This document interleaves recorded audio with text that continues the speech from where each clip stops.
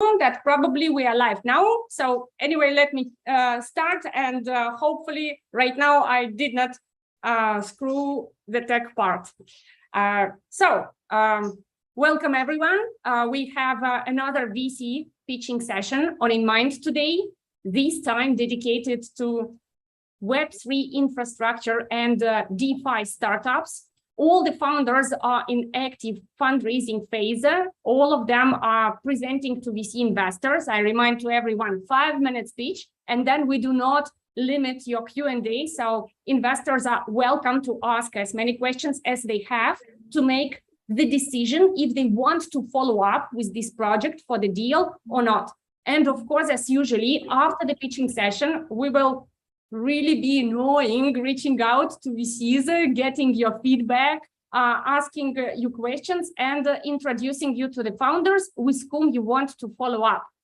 And before we start the most exciting part, this startup pitching part, I want to give a word to our VCs as usually, so that they can get a chance to introduce their VC fund, maybe investment thesis. What criteria are you considering? And yeah, let's spread more awareness about your VC fund. I know that all VCs here are smart guys, are long-term investors, and they really provide a lot of support for their portfolio companies.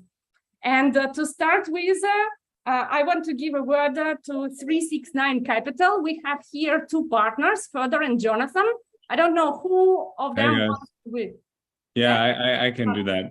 Yeah, I guess great to be here. It's Jonathan from 369 Capital. 369 started operating earlier this year. However, most of our team has been in the market since 2017, 2016, even in different roles, market makers, research firms, media outlets, other VCs.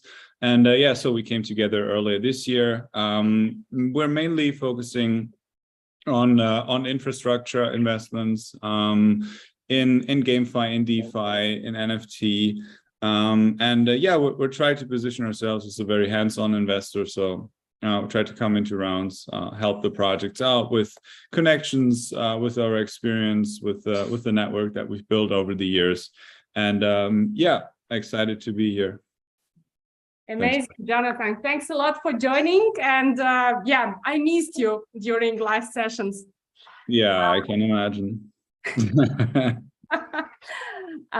Let me give the word right now to Sasha Shegi, who is co-founder at Arcanum Ventures. And Sasha, I really like your haircut. Thank you. It's a low maintenance haircut. Always a pleasure to be on, Ellie. Good to see you again. I'm here with my co-founder, Carmelo. I believe he's on the call. At Arcanum Ventures, we are a VC, but also advisory firm.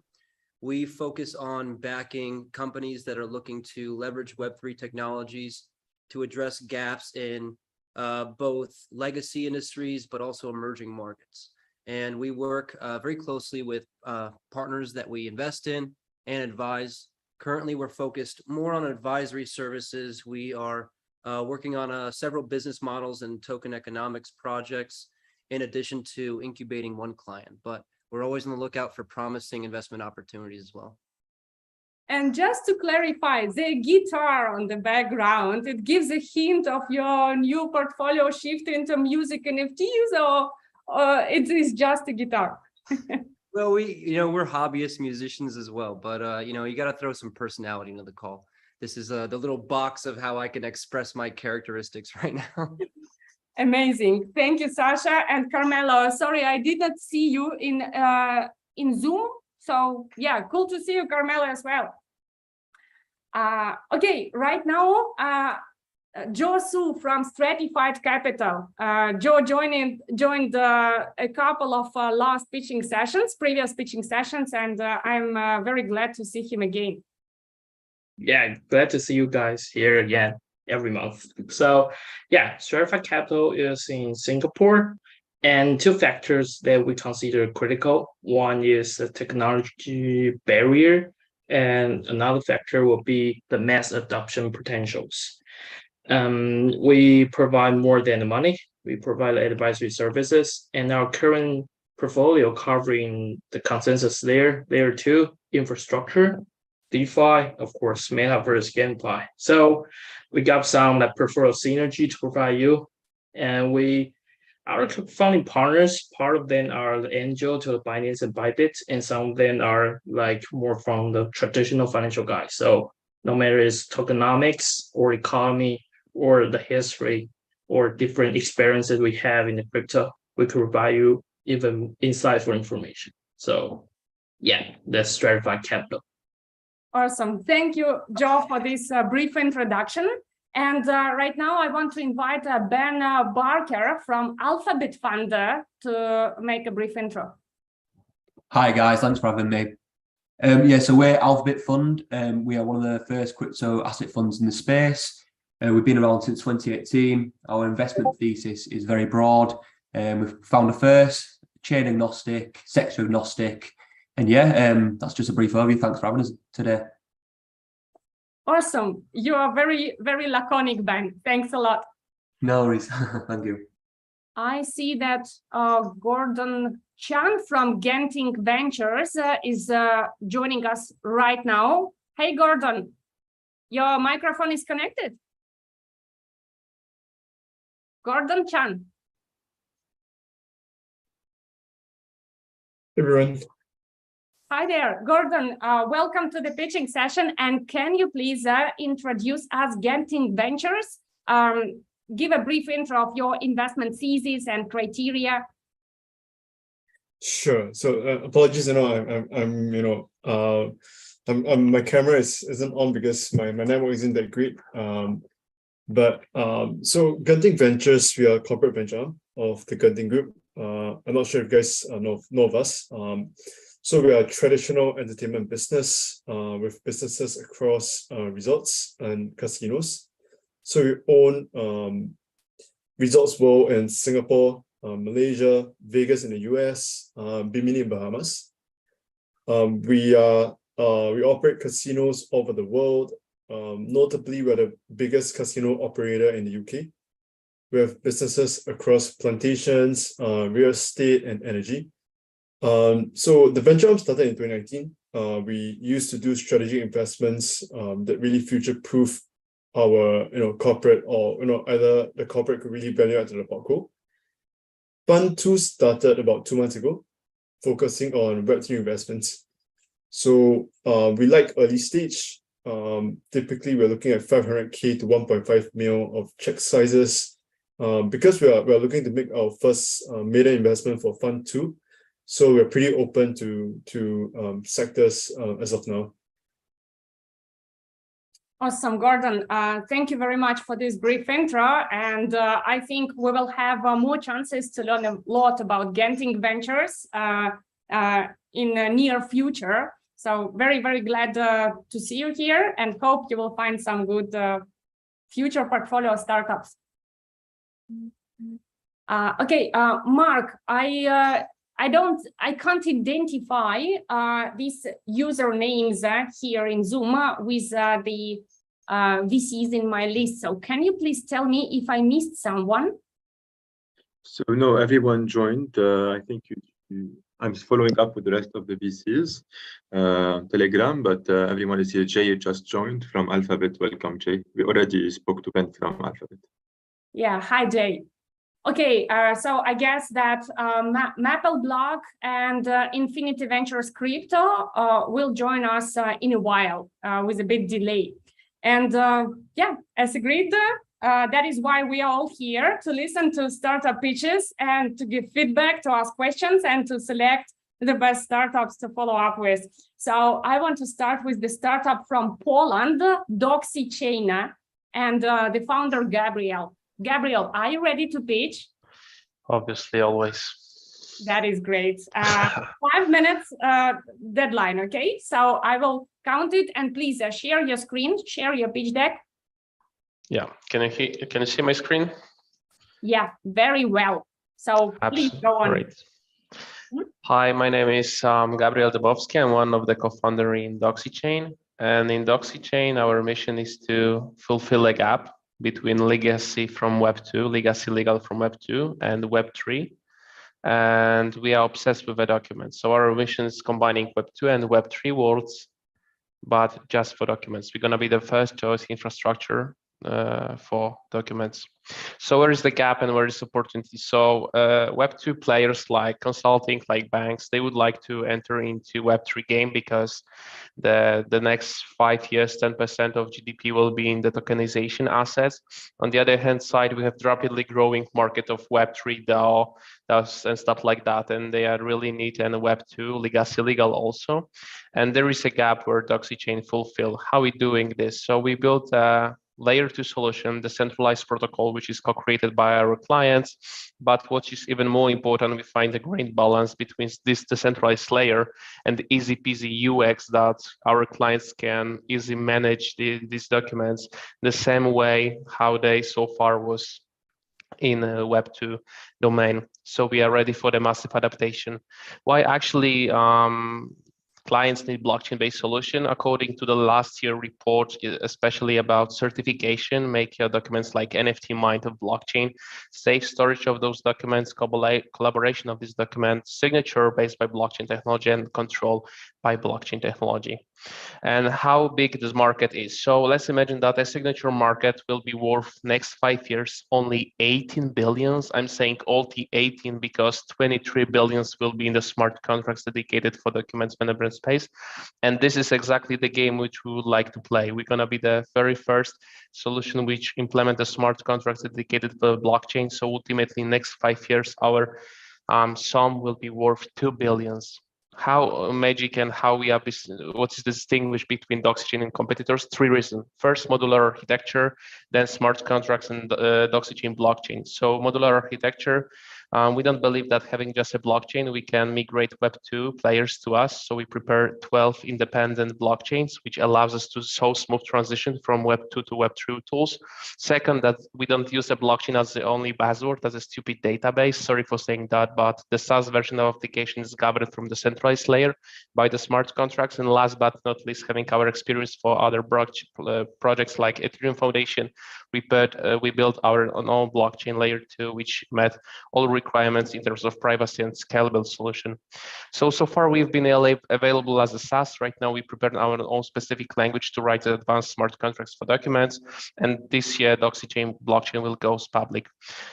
In terms of competitors, so upper right corner, you can see players who try to go in the blockchain space with their documents, but they very often use already existing solution. What makes us outstanding that we prepared our own solution, our own protocol, spending 2 years for this. And right now it's a blue ocean, comparing us to our to other players. Great issue is that we have almost 40 paying clients for this solution. So we are getting traction among others already. Successful POC with the Warsaw Stock Exchange, which is the biggest financial institution in the region, and Marion, which is leading manufacturer of cosmetics for Dr. Rina Edris, Marion, stuff like that. So we have paying clients. We are right now launching a new case of certification, which we will combine Web2 and Web3. It will be like NFT for documents. And we are also used by other Web3 startups. We do believe in the subscription model and making money via subscription. And what about teams? So my name is Gabriel Dymowski. I'm the CEO and one of the co-founder. My co-founder, CTO Piotr, was working with Vitaly Buterin in the Ethereum Foundation team, also in Misago and with Oracle. My product owner has previously worked for the biggest, actually he built the biggest BitBay, the biggest crypto exchange in Poland. And I have other amazing 14 people on board, among others, head of sales, Bogna Urbańska, previous managing partner of Horizon Connect.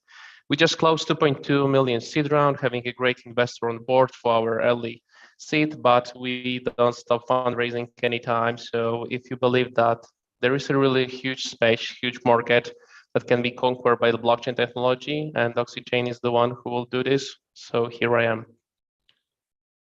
Awesome, Gabriel, thanks a lot for your pitch. And just a short comment from my side. You have a very strong story and a great pitch. But if you do it next time a little bit with more expression and a little bit slower, I know you are tight with timing, but it will be even more powerful. Right, thank you. But overall, it is really great. Please, questions or feedback from investor side. Who wants to ask questions to Gabriel? Don't forget to unmute yourself, guys. In this mode, I don't see if you are talking with yourself. Sasha, Carmelo, I know you love projects with clear revenue model. Yeah, I was going to ask, I want to ask a little bit more about the technology on the, let's say, document databasing side. It sounds to me like you're going to be utilizing maybe a bespoke network. And can you talk a little bit more about data encryption and privacy? Because this is, in my mind, a centralized sort of network that's going to be operating in a different way for each customer. So I'm a little bit curious about how data is stored, how data is retrieved, etc. So first of all, the data storing off-chain. So we are putting hash and signatures to the blockchain and smart contracts, right? So either you would like to use centralized AWS or Filecoin, we don't care about storage. We just put a protocol which secure the documents and action take around this document. About privacy, so Piotr City was working on the scaling to solution and Plasma. So we know how to make a sub channels and address the privacy. But overall idea is that there will be the main chain will be co-created by the clients, and if there will be any possibility to create a sub chain for purpose of any business use case, there will be created. Right now, this system is still in the hands of DoxyChain. So the nodes basically speaking we have by our own, right? As you can imagine, if you're doing a lot of on the blockchain itself, so it's still in the hands of DoxyChain, and ultimately it will be given away node by node to our clients. So aside from the tracking and transparency aspect of the storage order, any sort of metric you can build into the transactions that are going on chain to store these documents, what other benefits do you offer aside from the Web2 competitors in your space like Oracle, etc.? Thanks for this question. So if some clients will go to DoxyChain and say, hey, DoxyChain, can I prepare the smart contracts that will be determined to the weather condition? DoxyChain, thanks to combining to the, for example, Cosmo on Ethereum, can easily take benefits from the other blockchains, and using oracles make your documents really smart working for you. Not like DocuSign, just sign these documents and they are statics, right? So this is actually the value which we are building for our clients. Understood. Thank you. Thanks. Yeah, thank you, Gabriel. Thank you, Alex, for your questions. Any other questions to Gabriel? Yeah, I've got one. Hi, Gabriel. Great. Hey, man. I just wanted to know a bit more about the token integration and the utility of it, please. Could you repeat the question, Ben, about? Yeah, sorry. I just wanted you to jump into the how the token is integrated into the platform and the utility of the token. Thank you. We don't have a token, but we use the pure liquidity right now. We are very often asked about token economy right now because we've been working the token project in the past, and we are really safe in terms of using right now token without pure great idea about this. We have several idea how to use a token and utility, starting from taking a node. If you would like to stake a node in the system, buy token. If you would like one day mine some kind of documents, take it, buy first the token. But right now we are purely equity. Once we'll be ready for the massive utility of token, the token will be implemented. Brilliant. Thank you. Cheers. Thank you. Awesome. Thank you, Gabriel. Any more questions to Gabriel? I think maybe not for the moment, and investors need to digest your answers and your pitch. So thanks a lot. Thank you so much. And we will follow up with you. Yeah, thank you. And I see that Pan Devin from BigX Labs just joined us with a small delay. So Pan, can you please introduce briefly BigX Labs and your investment thesis as a VC before we start the next pitch? Pan? Hello? Do you hear us? Yeah, probably he... Oh, Clement joined us. Okay. Clement from Infinity Ventures Crypto and YGG. Please introduce your investment thesis and tell us a bit more about your investment strategy. Okay, Yeah. not strategy, portfolio. Okay, so first of all, sorry to be late. I have a previous engagement that is a little bit running over. So yeah, okay, so we are Infinity Ventures Crypto. We are a crypto arm for our equity fund. It's called Headline. And so because our first ever warehouse deal is actually YGG, so we got quite a good relationship with YGG. So that's why we got a mandate to run YGG SEA, their first ever regional sub-DAO, and also YGG Japan, which we are doing right now.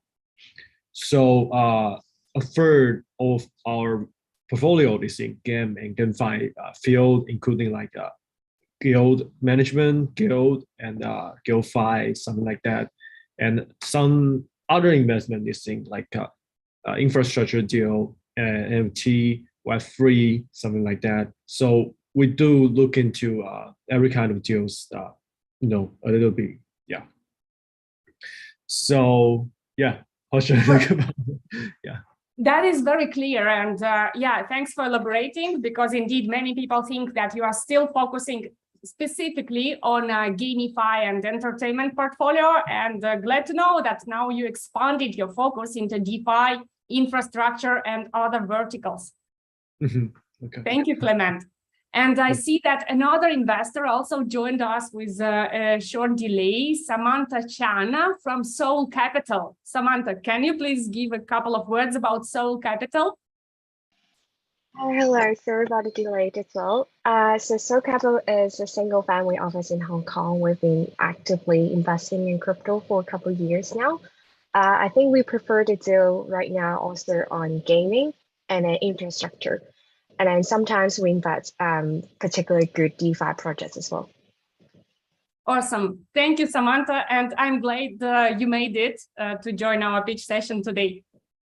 Thank you. And now let's continue startup pitches. I want to invite another startup.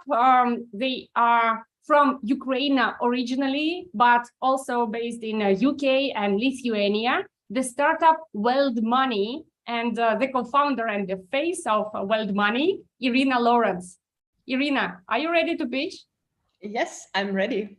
Awesome. I'm especially glad to see Weld Money because they were from InnMind on the early stage of the development on the first seed round. And right now we see them way more advanced with a lot of traction, raising the next round. So welcome. And yeah, microphone is yours. Sorry, I'm too wordy today. Yeah. Hi, guys. I would like to show today what we've done with Weld Money. So first of all, to start with a short intro, we are like 12 years in the fintech, and I'm personally 6 years in the crypto market. So we know from the inside how difficult sometimes happen this moving from traditional finances to crypto and other side. So our project Weld Money, it is infrastructure project for different digital assets. That's under digital assets, we mean not only crypto, different internal tokens of some platforms, like some donates, which we can see for Twitch streamers, for example, also different NFTs, and later CBDC.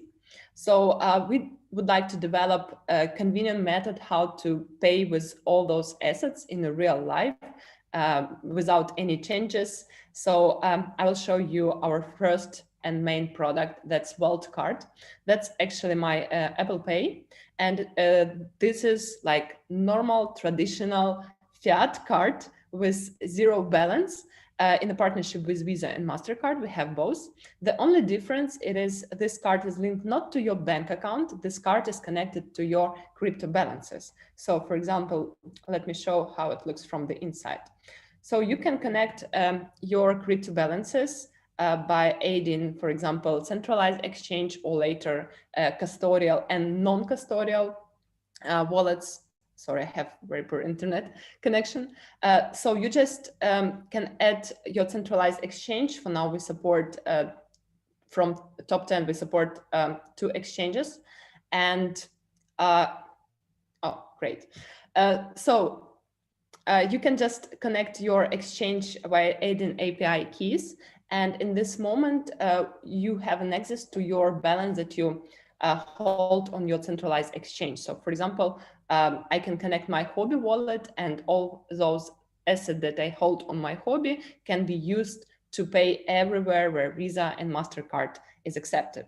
The main advantage of our product is that you can pay everywhere where a normal card is accepted without any changes. So merchant is still dealing with fiat, so he even doesn't know that the transaction was made in crypto. And the same for banks. So both sides are working still with fiat that give us an option to be launched in any countries, even in those where crypto is still in a gray zone and have no regulation.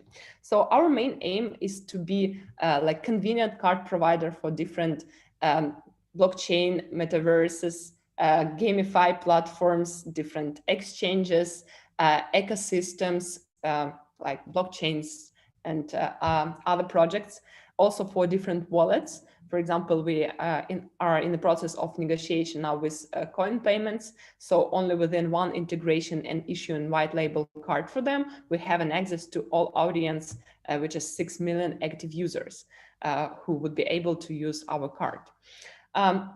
Also, we got grant from Near Protocol, so we will integrate their blockchain for our custodial solutions. So, and in this case, people will be able to top up the card using Near blockchain. Also, will integrate Near as a payment method, so you would be able to pay with Near token.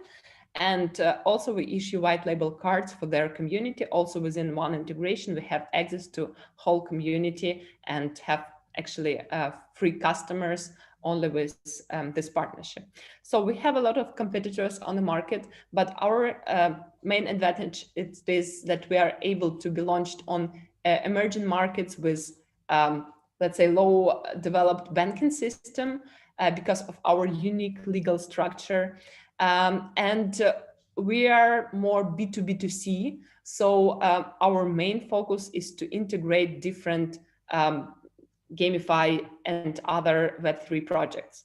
So let's say our perfect case, it's when you can get, for example, X Infinity card, and we will integrate the platform directly. So you don't need to move your token that you earn during the game. You don't need to move it to centralized exchange, swap to USDTs and convert USDT to fiat and withdraw to the card. So we do this directly via one integration. You just pay X Infinity, and at the same moment you are able to pay with the white label card with those tokens that you have earned during the game.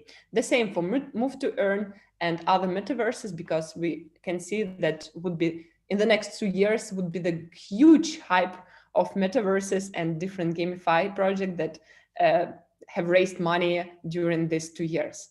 So we also see that the market is growing very fast regarding to the quantity of the crypto transactions. And we even don't know how much transaction would be by providing CBDCs. So we are building already infrastructure, that kind of neo-banking for Web3 industry. And we're preparing our platform to integrate different digital assets. So last year we have raised 3.6 million, also with InnMind help, launching our tokens. So we have a lot of crypto influencers, very famous crypto influencers at the cap table. Also, we have several funds like Magnus Capital, AU21, and some partnerships. So, for example, our business model is to integrate different platforms. For now, we are, for example, in the process of integration Near and Exmo. And our go-to-market strategy, it is to be integrated to many different platforms and to get commitment from them for our users. So we are live already. We have already some users. It's almost 10,000 customers, and we have 50,000 customers as a commitment from our partnerships and our integrations. Yeah, that's it. Yeah, I forgot to tell about the main stream. So we have revenue, and our business model is super simple. We just charge on the top of each transaction from 0.5 up to 3%, depending on the card level, on the payment region, on the type of the transaction.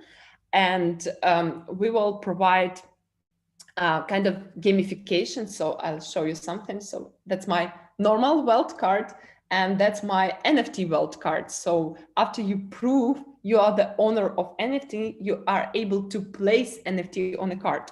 And by placing, I mean not only design, that would be some unique utilities. For example, on this card, I have 5% cashback on restaurants. So if you would buy this card from me, you will have this advantage on your card. So with this system and this pilot, let's say, we're able to launch a kind of gamification on the card. We call this internally, we call this pay to earn. So we would be possible to provide even for fiat users, provide kind of gamification on the banking system. And our idea is to motivate people to move from the traditional cards to our card because of the gamification, different cashbacks. And our idea is to integrate cashbacks as we can see, for example, in move to earn projects. So the offer would be spend your fiat and collect cashback in crypto. Yeah, and that would be advantage of our card in comparison to normal banking cards. Yeah, that's it with the presentation. If you have any questions, just Irina, thanks a lot for the presentation. I think it was really impressive. And yeah, welcome investors to ask questions. Clement, sure, you are the first. Oh, okay. So I want to hear more about your token. So what is the utility of your token, and what's the design of your token? Yeah, so using Weld token, you can, for example, upgrade your daily limits if you need, for example, more, or you can decrease your fees for the transactions. We also use Weld token as a payment method for fees, so we can withdraw. That's model pretty simple and similar to Binance, what they did with BNB token. Also, we'll integrate and implement Weld token in our pay to earn system. So what we want to do, we want to decrease completely to zero our selling pressure. And our system on pay to earn would be that each week we will provide cashback in different tokens of our partners. So for example, NIR may grant for us and give us some particular amount of tokens. And during this week, we give cashback to all our users in NIR token. So by implementing that, first of all, people will collect by the end of the year 52 weeks and 52 different tokens in the portfolio, which can grow up and cover the half, for example, of their money that they spent during the year. And by this also, we decrease completely selling pressure on our tokens. So you would need tokens to buy NFT, to upgrade your card, to reach some levels in the gamification, but we have zero selling pressure by providing cashbacks in our partners. Mm-hmm. So is your card going to be all like virtual cards? Yeah, for now, 98% of our users use virtual card. So we decided to stop on this model because it's super simple. In 15 minutes after online onboarding and KYC, you get your card and you are able to pay. Mm-hmm. So how about the legal side? Because when you touch on like the crypto payment, I think you're gonna need a lot of legal support on that. Mm-hmm. So what's the region that you can operate in, and what's the license you got so far? Yeah, we have all the license needed. So we own crypto exchange license in Lithuania. We also have ME license partners. So we are able to work for now in 28 countries in Europe, Eastern Europe and UK. What we want to do next year, we would like to go to other regions. That's the reason why we are raising the second round, actually, the first equity round in our case. We are raising 10 million, and we would like to collect funds from different regions who can support us when we go to these particular regions. Mm-hmm. Have you raised any round before? Yeah, 3.6 million was raised 1 year ago by IDO and token sale. Could you share the valuation on your fundraising? Yeah, sure. I'm not prepared for this, but I can send our pitch deck with all the information. Oh, okay, sure. Yeah, I guess that's all from my side. So just a reminder from my side that Clement, we will share with you the pitch deck and startup profile, as with every investor here.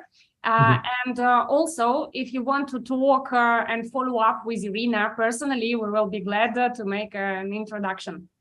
Thank you. Awesome. Thank you for your questions, Clement. I see Josu from Stratified also has some questions. Yeah, so yeah, pretty exciting about your ideas. In fact, we got the direct access to the biggest credit card terminal in Asia. So I'm really interested about your products. I got two figures to ask. One is, what is the real transaction fee in percentage for the buyers to exchange the crypto to the fiat and pay it with your credit card? You just mentioned about one size 3% to 0.5%, right? And want to know for like, if I'm holding a BTC or ETH, as an example, how exactly the percentage of transaction fee I'm going to pay. That's one figure. Another figure is, you mentioned about there's a revenue. So approximate what is the annual profit that you make so far? So on the first question, if we're talking about our connector to centralized exchanges, so for example, if you connect like Whitebit or Huobi or any other exchange, and you would like to pay with stablecoin, in this case, first of all, you don't pay any blockchain transaction fee. So for you, this transaction is free. You just pay our fees. But if you would like to pay with some altcoin, then instead of, we do this swap to stable coin for you. And in this case, you pay this transaction trading fee that is required by the particular exchange. Okay, so if, for example, I get it will be like user on the VIP level, and you have like 0.01% for your trading, you will be charged with this fee. Okay, I got it. Okay, so yeah, we heard of some like portfolio they got a 5% transaction fee for like the minor token and exchange it to pay in the crypto. So I think you got like similar kind of level of the revenue that you make per transactions. Yeah.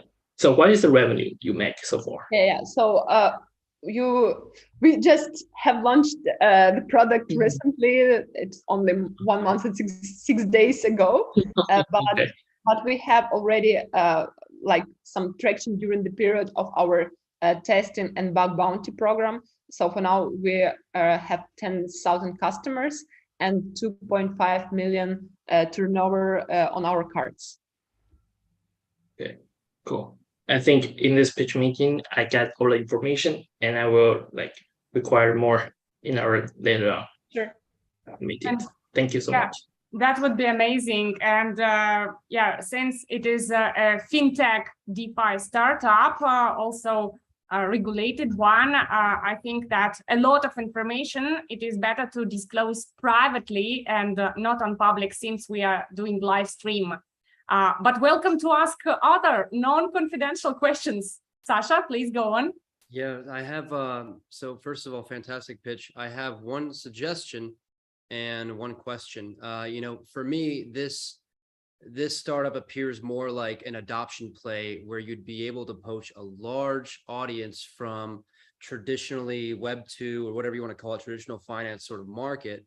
You know, this pay to play, or insert buzzword here, to play moniker, Carmelo and I are extremely critical of, because you can check our content. We try and criticize this a lot because a lot of these systems are broken, but the fact is that this system exists already in this financial world as loyalty programs, and you might do better to be able to market it as a sort of loyalty program, rebates, rewards points, etc. for credit cards.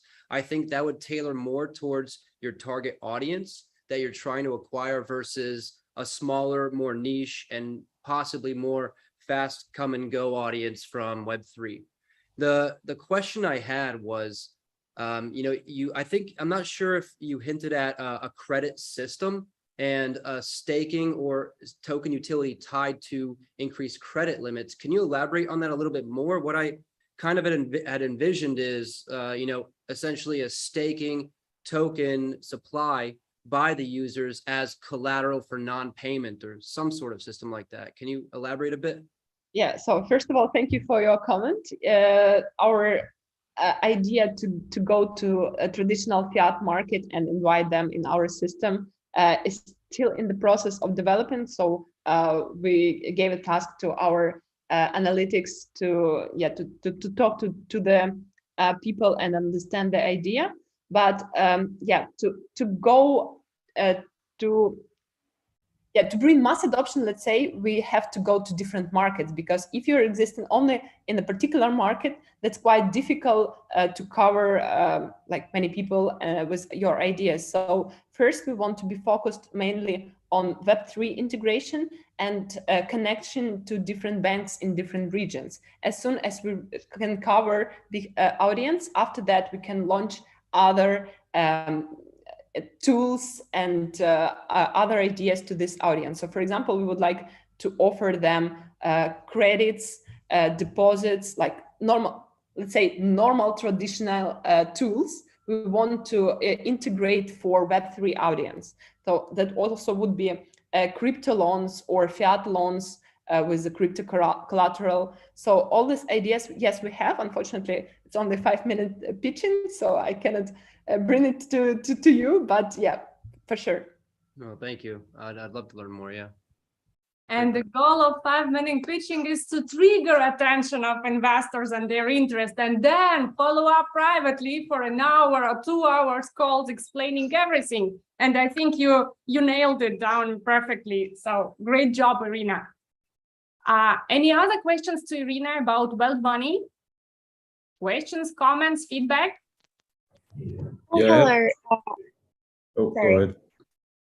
Thank you. Sure. Just want to learn more about the white label function you guys carrying. I saw there's an NFT holders kind of specialties credit card. Is that just for NFT communities? Sorry, I didn't hear your question. That was an interruption. Can you repeat this? The last. So are you able to provide NFT white label credit card for different NFT communities? Exactly. That's exactly what we would like to do, because we see this huge wave on the market of NFTs, and the idea of our NFT cards, it's not only to be on hype. We also understand that it's an option how NFT can go from online market to offline, because actually using NFT, that's an idea to make brand awareness, because you see this NFT 250 times per month paying with your card. So that's a great brand awareness. So we would like to use this tool not only for communities, I didn't show you, but we already issue white label cards for different QLs, for example, so they can spread this through the audience and have some small revenue share. So by providing white label, we would invite a lot of partners in this system, because they're also interested. That's not only like referral system, that's really rev share that we can do with all those partners. Cool. Thank you, Samantha. Melo, you also wanted to ask a question. However, I did not give you the word at the beginning. Could you please remind from which fund are you? Yeah, I'm from Arcanum Ventures along with Sasha. And yeah, Carmelo. Sorry, I'm always getting confused with these Zoom handles. Sorry, of course, Carmelo from Arcanum Ventures. I'm so ashamed. Please go on. All good. Yeah, I had a similar question to Samantha pertaining to the B2B2C model. What sort of revenue structure do you have in place with projects that you white label these services to, whether they're fungible token projects or NFT communities? So it depends. First of all, we have some integration costs, which can be covered by us or by the partner. If, for example, that's not like strategic integration for us, then we can require to pay this integration fees. Also, it depends on the commitment from the partner. So, for example, some of them can commit only for 10,000 white label cards that they will issue with their database. Yeah, if it's like a huge and strategic partnership, like with the exchange, for example, then we can offer them even rev share. But for most of our customers, they're glad to see only white label, so they even don't ask for the rev share, because for them it's much easier to be integrated to us. Like, we are the hub. On one side, we are connected to banks in different regions. On the other side, we are connected to different Web3 projects. And in the middle, we offer, for example, white label. So for the exchange, for this Chinese exchange, to go to Europe and integrate bank in each country, in each region, to make onboarding for them, to make KYC, to follow AML, that's not possible. That's too difficult. And only big exchanges like Crypto.com and Binance can do this, but for the smaller exchanges, that's not possible. So for them, it's much easier to integrate us as a hub and have access to all these regions. Okay. Do you charge any sort of onboarding fee for them, or some sort of fees? So for their clients, it's also, we charge the same commission on the transaction. The only difference, we can share the part of this commission with a partner that are issuer of the card, that are provider of our customers for this white label. Okay, I understand. And I have one more quick question about the cards as well. For, you mentioned that you could, you have your card that gives you 5% discount on meals. And you said you can sell them to other people. How would this work with like your individual identification on the card? Like, say you want to pay online for something and you have to provide the information.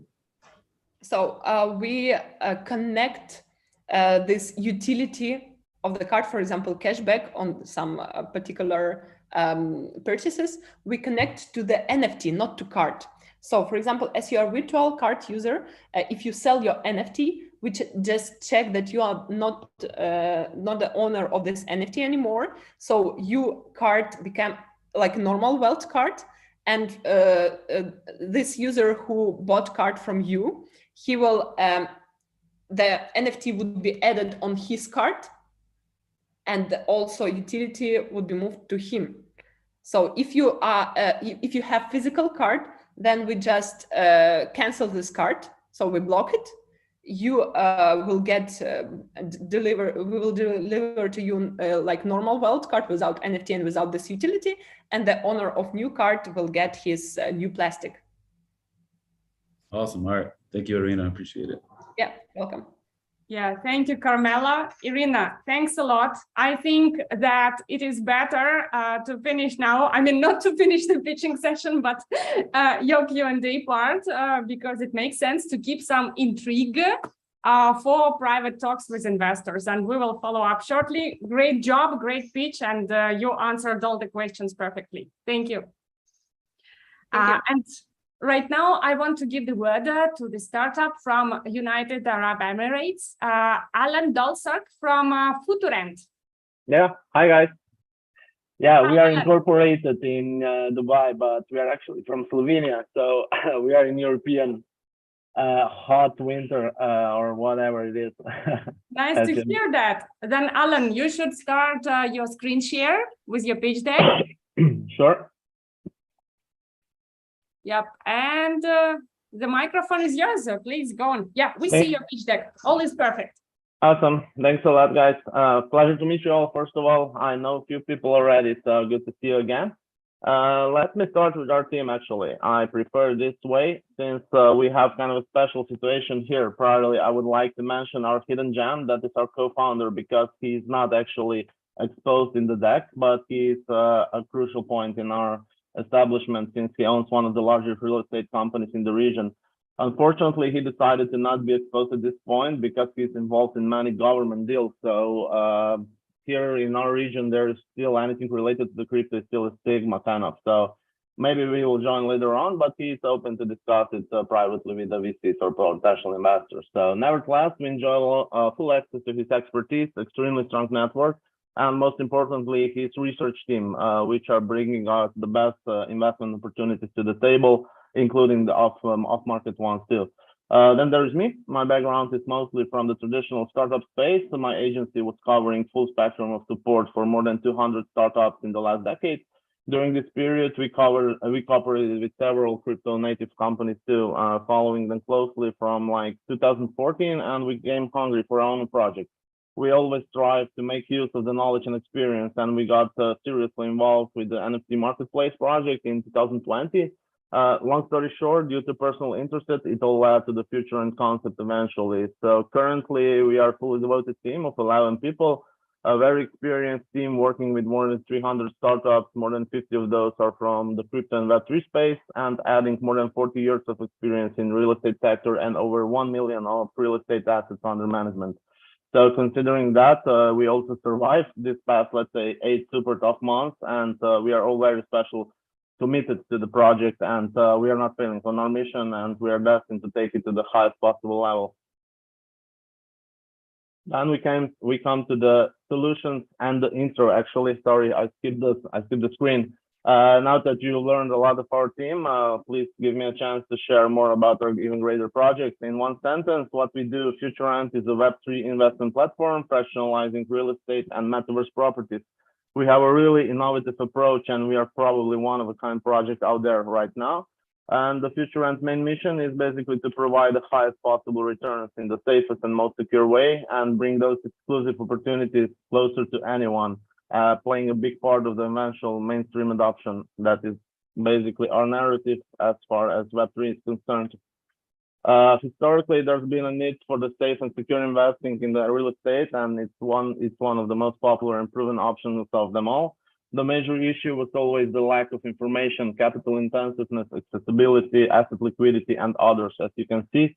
Additionally, we can see significant and alarming security flaws in yield protocols, poor risk management practices throughout the ecosystem, and continuing vulnerability in the market. So Futurent finally established the cutting-edge strategies that solve them all. Partnerships to align the product with our vision perfectly. We have engaged many strong partnerships during the past few months in various fields. I would like to highlight the Shisha Finance as our accelerator with their massive impact and the best support ever. If somebody from the team is here, cheers to you guys. Really awesome support. We are then having a GSR on board as our market maker, and Chainlink and other technical partners to cover the safety side and technical side of it.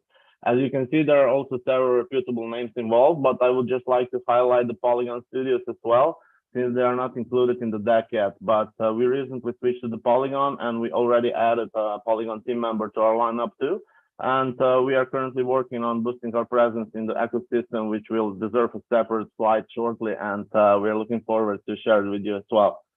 Our business model is actually very simple, but it's still well thought. Main priority is reaching the solvency level with steady revenues ASAP. Strong roots from traditional market business made us believe that's the core for every startup, actually, especially at the current unstable economy throughout the world.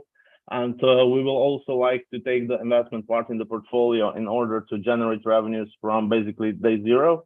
On top of that, there are several other revenue streams, on-chain and off-chain ones, being applicable right after the launch. Mostly there are structured monthly models, but we are also adding some subscription models and other high efficiency revenue channels down the roadmap. Competition, we actually consider Futurent being more into the yield generating sector rather than asset tokenization. As with many expect, our creative and innovative approach keeps us a bit away from the similar projects, and the core vision is where we distinguish a lot. At Futurent, the buyer and investor is positioned in the first place, and the main objective of Futurent is to provide the highest APYs through a passive income model.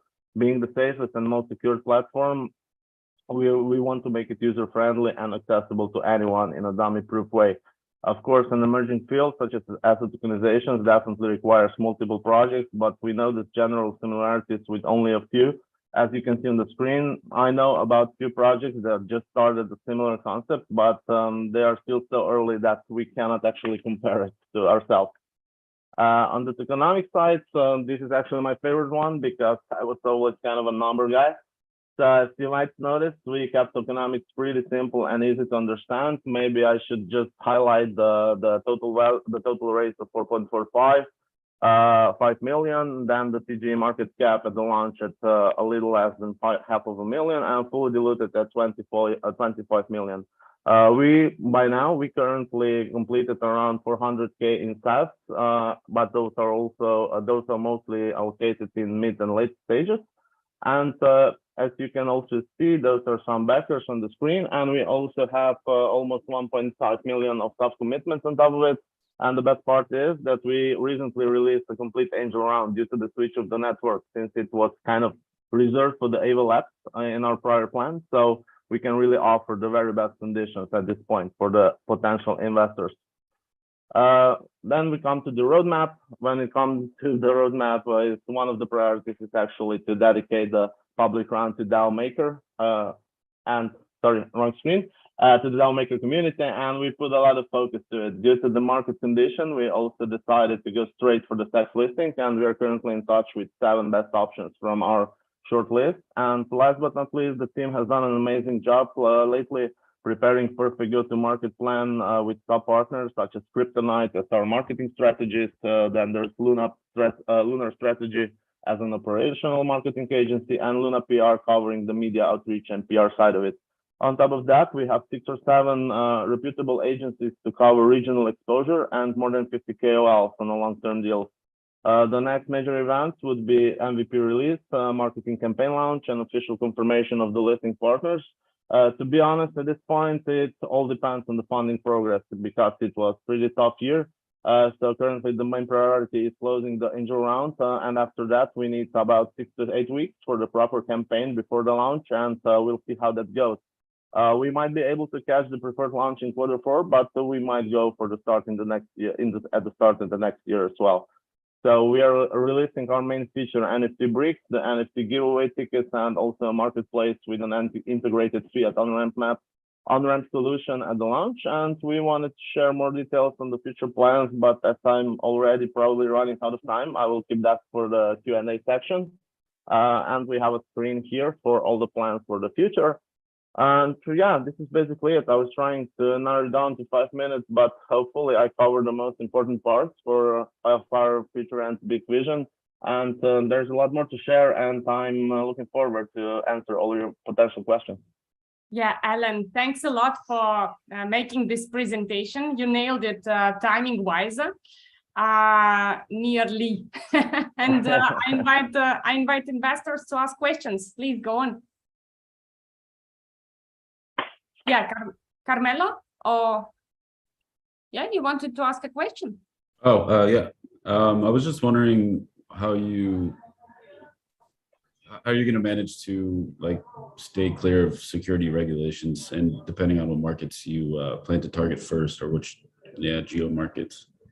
Yeah, we are actually dealing with this question for quite a while. This was basically the main focus when we started to outline the concept and everything. So we put a lot of focus into the legal side of it. So for the current situation, we have legal opinions ready for covering the European Union and Southeast Asia. We would definitely, at the current stage, avoid the US. But we are figuring out three different ways. So one is to keep it with the utility. The other one is just following the current regulations and maybe even go for the security later in the roadmap if the regulations are clear and reasonable for us. And we also have a third version of going with a separate model. So yeah, this is something that we need to figure out in the future. It's really hard at this point. On the other hand, if you are following all the happenings around the regulation, basically every crypto project is security. So we are just finding the different ways and following the movements in that manner and finding the best way in the future. So we put a lot of focus on the legal side. So we don't have a perfect model because it's impossible to have it right now, but we would like to follow the best practices. Awesome. And how does the token incorporate into this potential model? Like, how will that work? Yeah, there are several utilities to the token. So we have kind of a advertising place. This will be a kind of a subscription model because our marketplace will not only support our NFT bricks, as we call it, but it will also support different trading of the real assets and tokenization. So there will be a lot of structured fees around the platform. Basically, everything will be cheaper with our token. So we are incentivizing with the lower fees. Then there will be staking tiers, and a higher staking tiers will have like benefits like an early access to new listings. Then they will have a higher allocation. So we want to keep it accessible to all the people, and in case some whale jumps in, he can basically buy the complete property. We don't want to do so. We don't want to see that on the platform. So we will basically limit the size of the personal purchase, and higher tier stakers will actually get a higher limit and similar. So we have quite a few incentives. I can share the full list, but it can go forever. So I think we are already in touch with Sasha, so I would be glad to share more details about it because it gets really detailed. Yeah, sounds good. Thank you. Appreciate it. Thanks for the question. Thank you, Carmelo, for the question. Any other questions to Alan?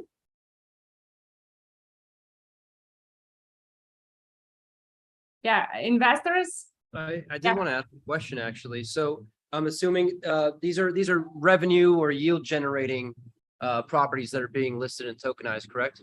Yeah. We are basically the process is pretty simple. We basically invest, purchase the property, then we tokenize it into the NFT bricks, as we call them.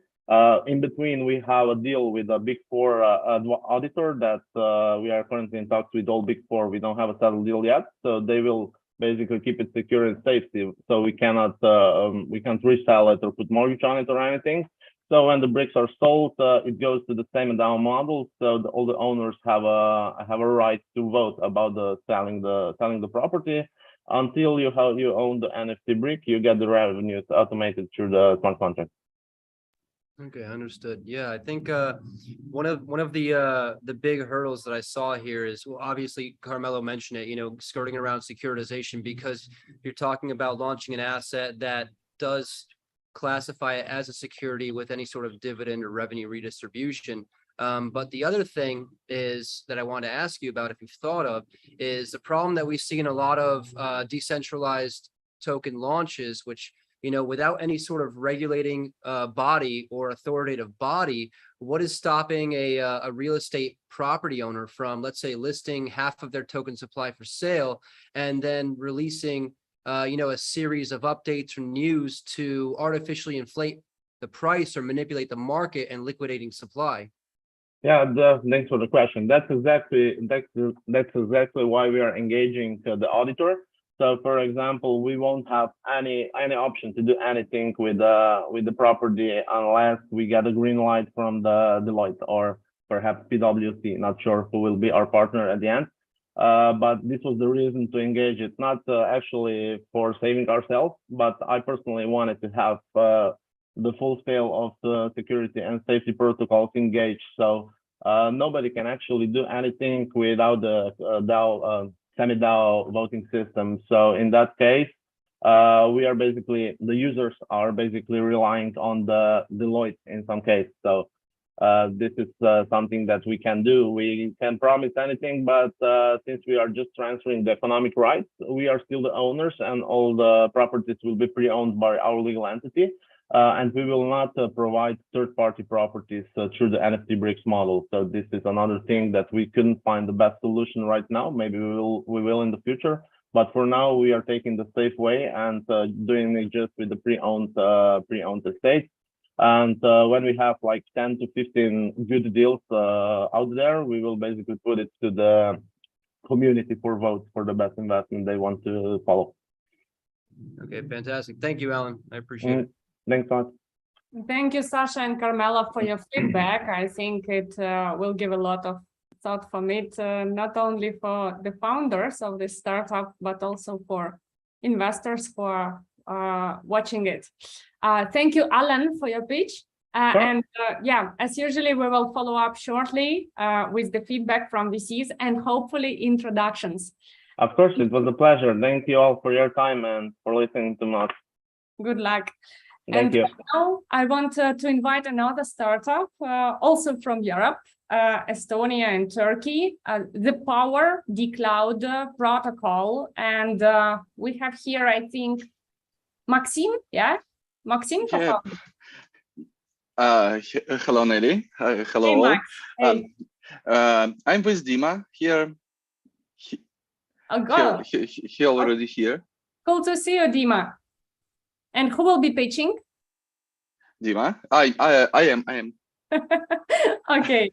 So I see your pitch deck right now, and please go on. The microphone is yours. 5 minutes. Oh, thank you. Thank you, Nelly. My name is Max, and I'm going to tell you why Power Dcloud is the next unicorn. Nowadays, everyone talks about decentralized future, but only if you do it in real life. Every Web3 project uses centralized features, from centralized clouds for the front end, back end, and even centralized marketplaces with censorship of Web2 companies. It is really crucial problem. Almost 99% of so-called dApps are not decentralized. They have centralized parts and use centralized services for decentralized stuff. It's really crazy. We named such applications Frankensteins because they assembled from old Web2 parts with some integration to Web3. Today, such an architecture for the development of dApps forces developers to use centralized providers. And even L1 networks are not enough for full-fledged Web3 applications because they're only teeny part of business logic on smart contracts with a high price for on-chain data storing. Web3 community needs a full-fledged, really decentralized infrastructure that does not require the developer to use expensive centralized providers. The Power Dcloud is a fast and low-cost on-chain Web3 platform that allows to build, deploy, and distribute of full-fledged decentralized applications to every single user in one decentralized space. Our decentralized infrastructure replaces traditional centralized platforms and allows us to have all the functionalities developers have in centralized clouds and services, but on-chain and truly decentralized way. Power Dcloud is a completely new, made from scratch, full-fledged Web3 infrastructure platform for full-stack, really decentralized applications. But in our case, full-stack, it's not just a front-end and back-end. It should contain all layers from infrastructure to distributing applications and NFT content to end users. We make developers' life easier, decentralized infrastructure and services in one decentralized space without using any centralized clouds or service providers. Power Dcloud is the first decentralized platform which completely solves one of the main problems of the Web3 world, the inability to build really decentralized dApps without centralized parts or service providers. Unlike competitors, Power Dcloud provides a complete framework. All the parts of decentralized applications like front-end, back-end, or NFT data are stored in the decentralized network and do not require the developer to use expensive centralized providers. We have devoted the entire year to marketing research and strategy development. We know exactly how, where, and with what we to go. We have launched the first phase of the testnet campaign on last week and got already 20 applications per each node of testnetters with the default goal of 100. It is fully organically.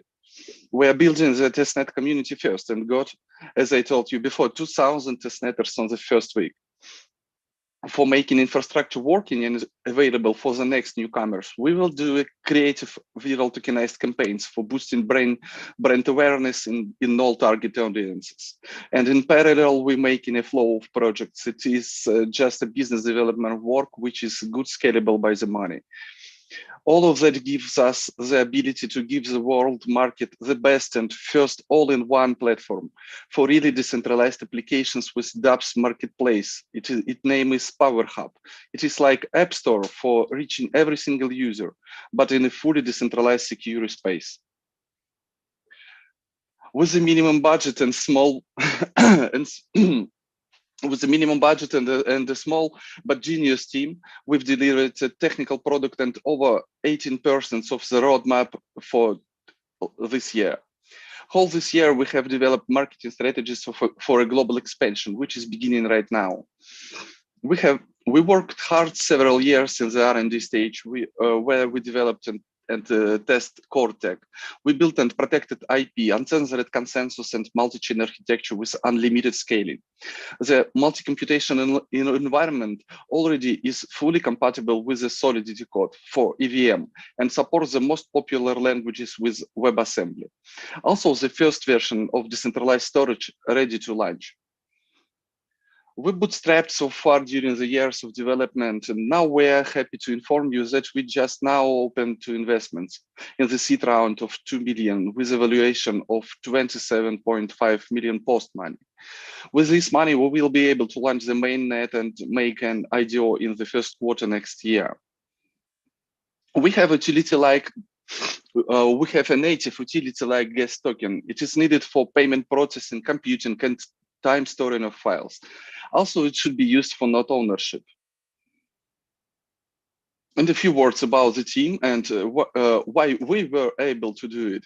We're a visionary-driven team that truly believes in decentralization, network tolerance, and freedom. All of us were involved in information technologies from childhood. We are also experienced serial entrepreneurs and tech founders for more than 20 years.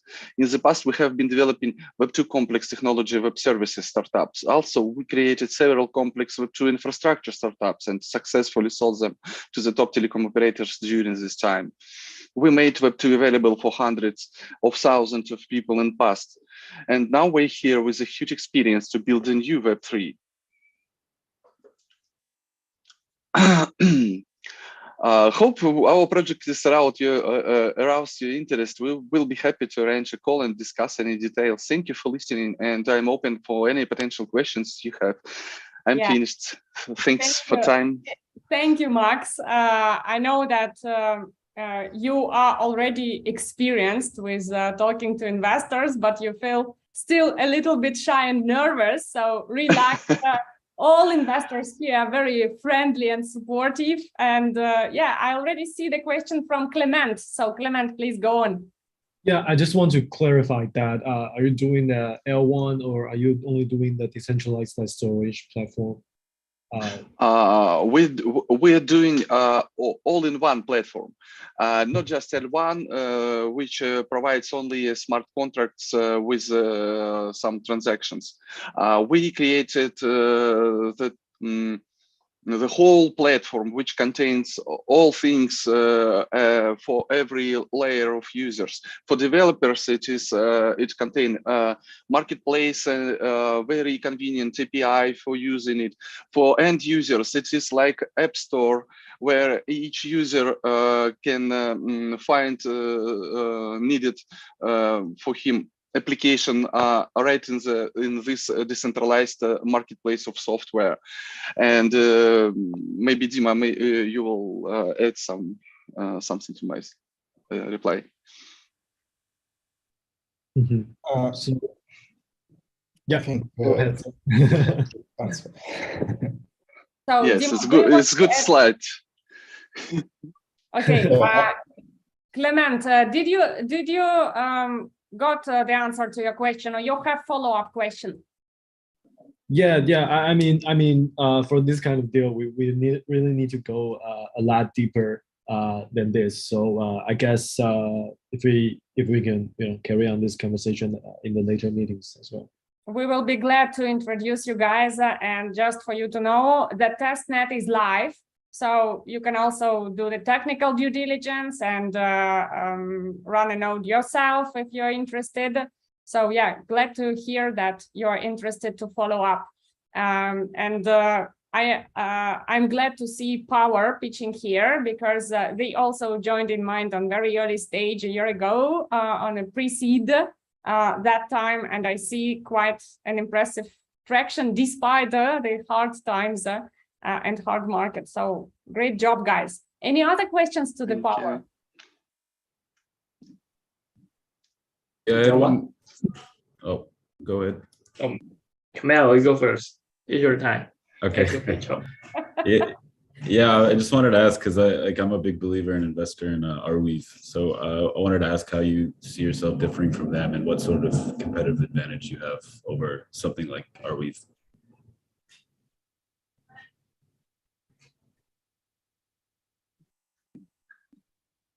Dima, can you reply?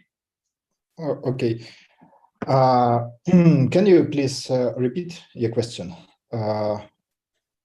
Yeah, so I see other decentralized storage and infrastructure existing projects out there like Arweave, and I was wondering what competitive advantage you offer to differentiate yourself from them. In our case, we have two parts, main parts, blockchain parts and storage parts. Blockchain parts, it's like a multi-chain architecture, and some chain can be public, private, some chain can have a special purpose for DEX, for games, for something like that. And another parts, decentralized storage, have one interesting thing that it's available through HTTP protocol. For example, IPFS, for using IPFS, you should use gateways like Infura or Alchemy because browsers, only Brave and Opera have support IPFS protocol, all world using HTTP. And all data, in our case, decentralized storage for first stage focused on front end of applications for code and static files, images, NFT data, and so on. Yeah, the storage is something like a special level for storing user files, application files, front ends of applications, and so on. Yeah. Understood. Appreciate it, guys. Thank you. Thank you, Carmelo. Thank you for asking. Joe, you wanted to ask question? Yeah, I think a quick question is that I think you are only providing a storage service, but not a node service, right? It's if you understood correctly your question. In our case, this is public network. With several services, and all the services decentralized. We are building something like decentralized AWS, but focused especially for Web3 application, not just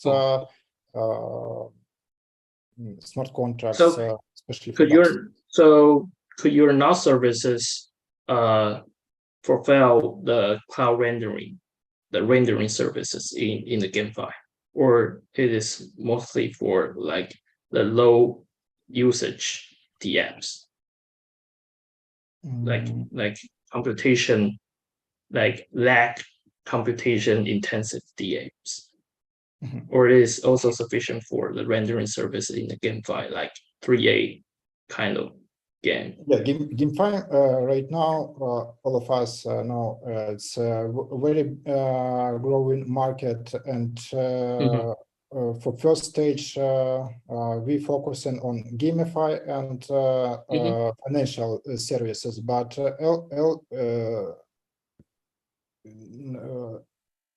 in common, we are focused not only this, it's only for start. Dmitry, I think the question was how powerful and scalable is your technology? Is it capable to process rendering of 3D files, AR, VR, or is it for some simple storage like photos or whatever else, right? Right now, on this stage, we're focusing on only Web3 apps, but after the launch in mainnet, we are planning to add Docker compatibility, graphic cards, and for AI and something like that. But this will be next stages. Right now, we are focusing on mainnet. Okay, cool. I got it. Thank you, Nelly. You got me. You got me. Okay. Any other questions to the power team? I think Big X did not ask questions yet. Alphabet Fund is quite silent today. Any questions?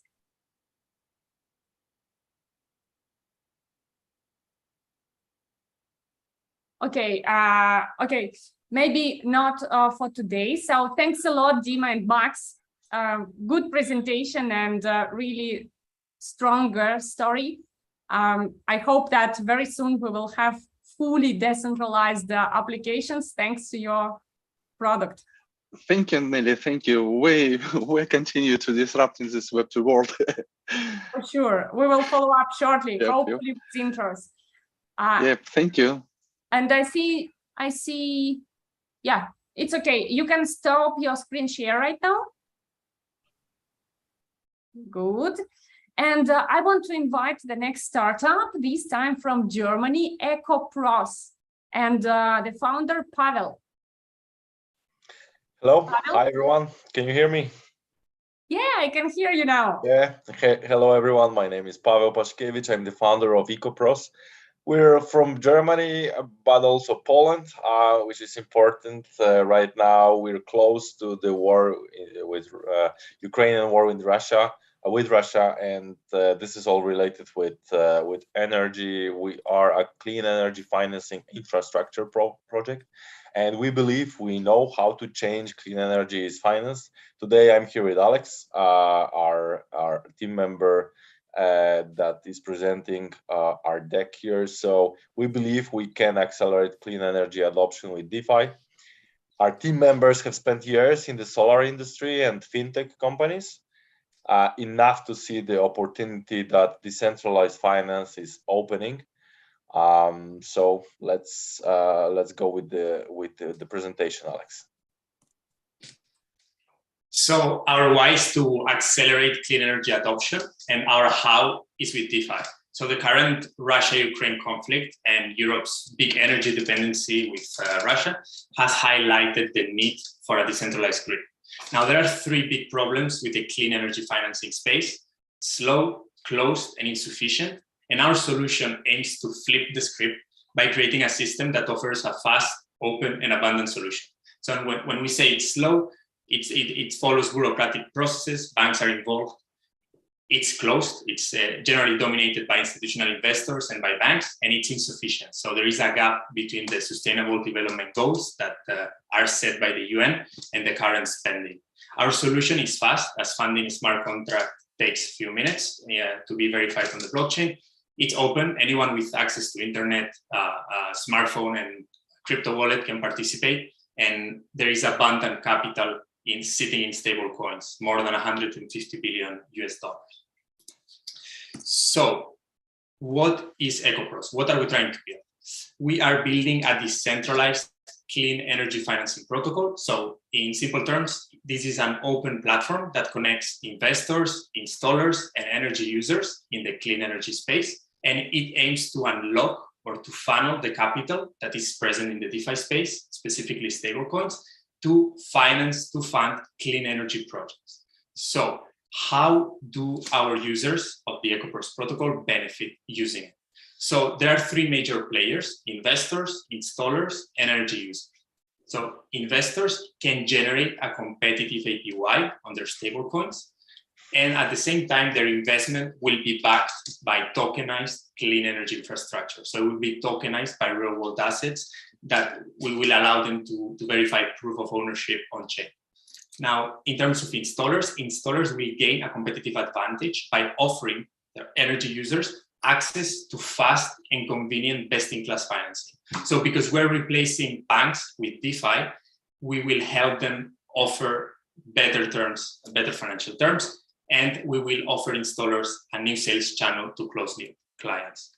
And lastly, energy users, as we said, they will benefit from on-chain loans, which will have better financial terms, as we won't have the operating costs of running a bank. Over to you, Pablo. Probably we're not the first ones with the idea of using DeFi capital to finance clean energy installations. But often how you do something is even more important and more difficult than the idea itself. We're really transferring experience from Web2 solar industry to DeFi. So we believe we know how to use DeFi to shape the way clean energy is financed. In our previous project, me personally, I delivered with my team 7 million euro of revenue in 2021. We tested 4 different business models. We know the margins, we know the market, we know how money can be made, and now we can choose the best, most scalable way to make money in this industry. We know how to integrate it. So we believe we can bring the experience from Web2 to Web3 and use DeFi as a key component of EcoPros strategy. Alex. So how do we intend to make money? We have 4 main revenue streams that we plan on deploying. So first of all, interest payments. So from the DeFi loans, the majority will be distributed to our investors by a competitive APY, and a very small part will be captured by EcoPros to remain competitive. Second, protocol or operating fees. So part of the funds that are deposited into the project pool, so smart contract that is used to finance a clean energy project, will be captured by EcoPros to fund operating expenses. Third, we will charge a markup from the material that will be sold from material distributors to clean energy infrastructure installers. So it will be a fee, a markup for these materials sold. And lastly, once the network has reached critical mass and we're scaling up, we have plans to create and sell carbon credits from the emissions that our deployed installations will prevent. And we will be able to partner with a carbon credit marketplace to achieve a linked structure. So who is behind the project? The team, we have a very diverse team, a multidisciplinary team in terms of skill sets and coming from different sectors: energy, fintech, private equity, tech, Web3 and DeFi. And as Pablo has mentioned, our CEO, he has over 7 years of experience building a company in the energy space. Chris, who is our CTO, he has a venture who's doing the development behind one of the largest fiat to crypto ramp with millions of users. And we are glad to announce that Manu Garcia, which is the CEO of BootNode, the core contributor team behind the development of Gnosis DAO ecosystem, is joining us as an advisor. Probably everyone knows clean energy is a big market already. Depending on the definition of total addressable market, we can bring numbers like between 100 billion, looking only on solar in Europe, up to 800 billion US dollars globally, including all other clean energy technologies. So the market is already huge and is only fortunately growing, because I'm a big fan of clean energy adoption. I think it's very important. So fortunately it is growing, compounded probably 15 to 20% year by year. Alex. We have analyzed competitors thoroughly, and there's 2 lessons here. Web2 platforms are trying to integrate the industry, but no one has tried to use financing as the key element to achieve this. And secondly, instead of building a DeFi tool for ourselves only, as one of our so-called competitors, Sun Exchange from South Africa, we want to build infrastructure and empower installers to integrate the whole vertical to have the most scalable platform. We are building a protocol, not a DeFi tool for ourselves. Alex? We are very early compared, like a little bit humbled after seeing our friends with other projects. We're very early. We bring a lot of experience from Web2, so we believe we can pull. We deliver on our vision, but we seek 300,000 euro right now to finish the MVP. We feel confident we can prove the concept as early as second quarter next year. After proving the concept with the partnerships that we have already in place in Poland, where this previous project of solar marketplace has taken place, we will raise seed round next year. So this time we are very modest with what we are asking, and this is our presentation. Thank you, guys. Open to questions. Yeah, thank you, Pavel. Thank you, Alex.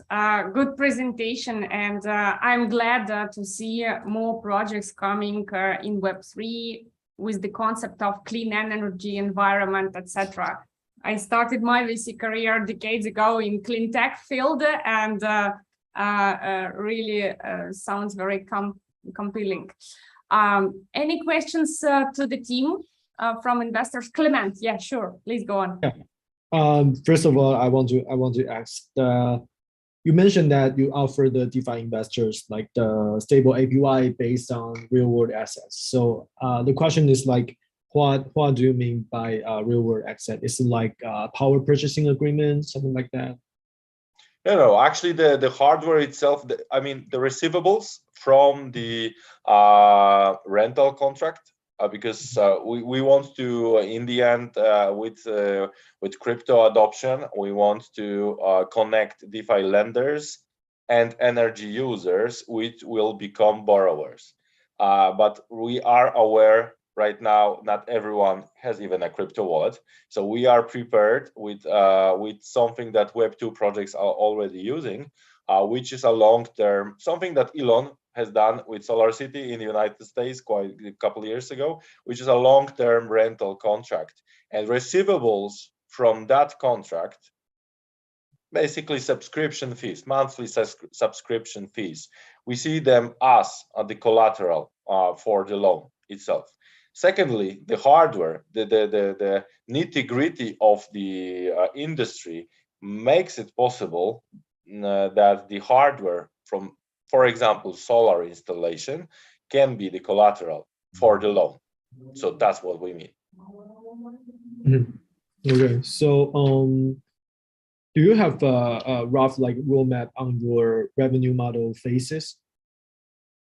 Like yeah, Alex, can you get back to so the simplest thing, I mean, to the business model, the simplest thing is to take a cut from financing. If we gather, let's say 1 million in funding for 100 example 100 installations, we get a cut out of this funding pool. That's the easiest part. Then, thanks to the experience that I'm bringing from the Web2 business that I've been running, we have proved that making money basically on e-commerce, like delivering material to installers, is achievable, feasible, and we also see opportunity to even not be involved in the distribution ourselves, like partnering. That I'm closing right now, a partnership with material distributor, like a wholesale business delivering solar panels to installers. So this is achievable as next step, not maintaining the whole inventory ourselves and still making money on e-commerce, basically equipping installers in hardware, in gear. That will be the phase 2. And as Alex said in the presentation, in the big picture, in the long term, carbon offsets, carbon credits are becoming really a thing. And even from the legislation part here in the EU, mostly, but we believe strongly that it will be regulatory, really, or an obligation all over the world, carbon credits. And we also see opportunity to not even build that part ourselves, but just to partner up with projects that all are already building solutions in that space in Web3 right now. So first, the easiest part to start, taking a cut from the financing pool, then making money on the e-commerce part, so selling material to installers, which in this industry. Sorry, I'm just curious about how do you see the time frame is going to pan out? I mean, like, so maybe 2 years for phase 2 or 3 years. Do you have any plans? No.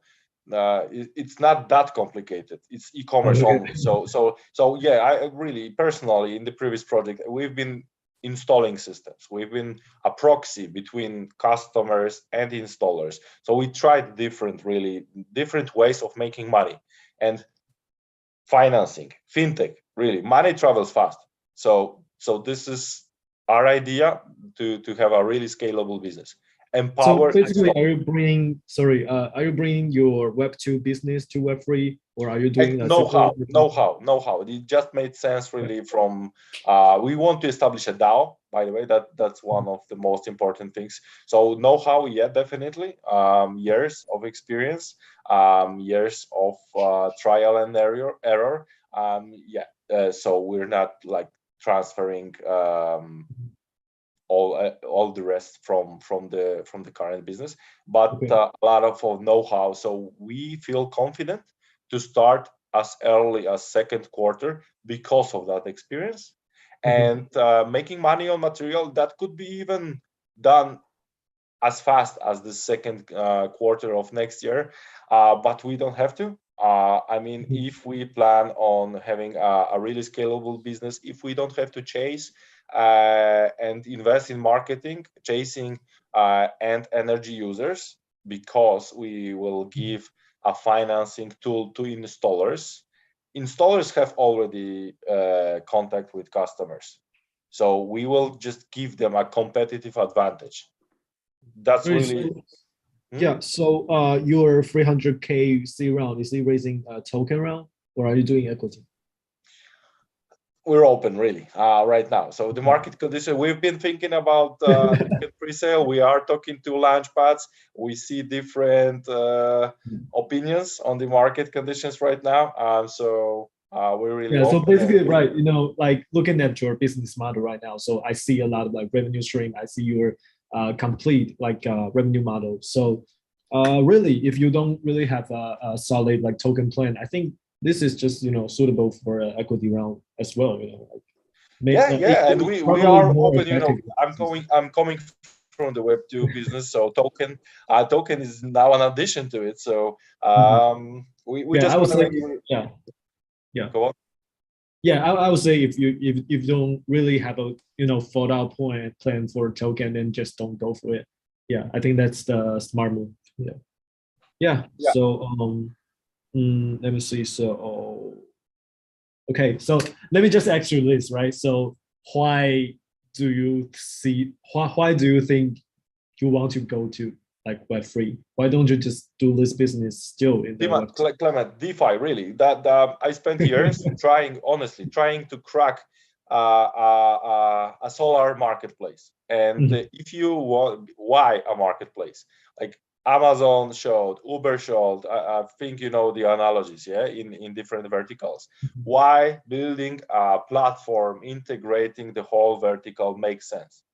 I think I don't have to explain to a VC. But now trying to have a pure marketplace in an online to offline world, even without touching Web3, without touching DeFi, it is an online to offline experience. You start your journey as a potential solar customer online, comparing, researching, getting quotes from installers. But then in the end, you have to finish offline, always. It finishes with installation. It finishes with with a contract. Yeah, so we tried many different approaches. We see our competitors trying really to win the market and have something really scalable. And no one is using financing, probably because banks are not easy always. And if you have to work with many banks in many different geographies, if you want to succeed in Europe, where are we based, then it's a hurdle. And DeFi changes that. So financing is key to integrate the market. And these days, if financing, then DeFi. So this is why. Okay. Yeah, okay. That's all from my side as for now. Thank you. Thank you, Clement. Really, really very narrowed and smart questions. Pavel, one short question from the chat that I received. Do you plan some partnerships with Web3 startups that are working on carbon credits? Definitely. So we didn't even include here other revenue streams that we see and we know that are possible because we know how focus important is. So we want to focus really first on taking a cut on financing, fintech, that scales fast. Then second, because of my experience, I know money can be made quite efficiently with e-commerce, so that material supply part. And then all other possible revenue streams, we want to partner with projects that are already doing it. I think it's smart. Yeah. So join forces really. Okay, great answer. And yeah, focus is the king together with the cash. Yeah. Okay, thank you, Pavel. Thank you, Alex. Great pitch. Early stage, but seems you have a lot of expertise, and I hope that investors saw it and will get curious to follow up. Thank you. Right now, Alex, can you please stop your screen share? Sure. Thank you. And last but not least for today, the startup from Sweden with intriguing name, Water 150 or Water 150, and the founder, Matthias Boman. Matthias, are you ready to pitch? Yeah, we have to correct. I'm Jürgen Ringman, I'm the founder. And yes, and we have one of the co-founders, Charlotte, on the call, and Matthias is also co-founder, he's not here. Okay, so sorry, in my notes it was Matthias who is pitching, so of course, yeah. Jürgen Ringman. Yes, so that's cool. Could you see my screen? Yes. Now, Can maybe you enlarge it? Yes, I will do. See if it works. So what I will present now is I have to do that again. Now it disappears. Present something that concerns you all. It's about the 2 liters of water that you need to drink every day to survive and maybe to thrive. Now we can see it maybe? The full yes, screen? very well. Great. You can start. Yes, perfect. Thank you. So this project is based and resting on 2 macro happenings in the world right now. The first one is the blockchain, which enables us to decentralize natural assets. The second one is somewhat contrary. It's a centralization that's happening right now, just in front of us. It's the centralization of water, which big funds and wealthy families, they heavily invest and speculate in water and has been doing so for some years now with great success, we have to say, because this is the best investment you can do outside the crypto world. And this is because we see water scarcity on Earth right now. The media reports continuously about the scarcity of water. There's 1 billion people today which can't get access to clear drinking water, and this will increase up to 1.6 billion in just some years. 2030, there will be a 40% higher demand than the supply of today's level of water, and this will of course create a crisis on Earth in a big scale. We don't know what the water will cost at that time, and we don't know it because there's no global water index today telling what water is worth. The Mother Earth is subsidizing the water. but we can see a solution. We have a solution. We aim for getting this global index of water, and we do it through a token, which we call Water 150. It's an asset-backed token where we have 1 liter of high-quality drinking water per year for life, or for 150 years. It depends on how long you want to live.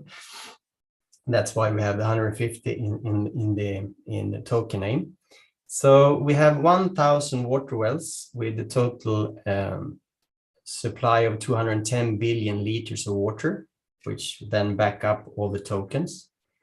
Each well is legally approved to have commercial water rights, and we ask Deloitte to audit all the water wells, the flow of that, so that corresponds to all the Water 150 tokens in the system. Each Water 150 token carries the right to tap 1 liter of water from the system, and each year the owner of the Water 150 token gets a drop token where they can use to tap the water at a designated well. They can go there themselves and tap it, or they can call for distribution to an extra cost. If they don't want to use the water, they can sell it on a secondary market, so there will be an annual return on the Water 150 token. The token is thereby showing the true value of water on Earth, and we will get this index we're looking for. The token is a regenerative token, unlike other asset-backed tokens such as gold. It's a tap into the hydrological cycle, which always regenerates itself. And we have, of course, protocols to keep this sustainable over time. And very interesting in these times, it's an inflation-proof investment. So you pre-buy the water right and you have it for forever. The ecosystem of shared value makes every participant gain on a high Water 150 price. The investors, of course, of the tokens, the well owners, which protect the water for 7 generations to come, and people in need, as we have a charity system connected to this, and this will great impact. Actually, I think if the token price in 3 years will be €1, we can help 74 million people with water. The planet is a winner because the groundwater is strictly correlated to the biodiversity around it. So we help the planet as well. We love water. We love tokenization. We are in carbon credits projects and forestry projects as well. I'm as a founder, I founded the eye surgery chain 15 years ago, and I learned how to do operational excellence.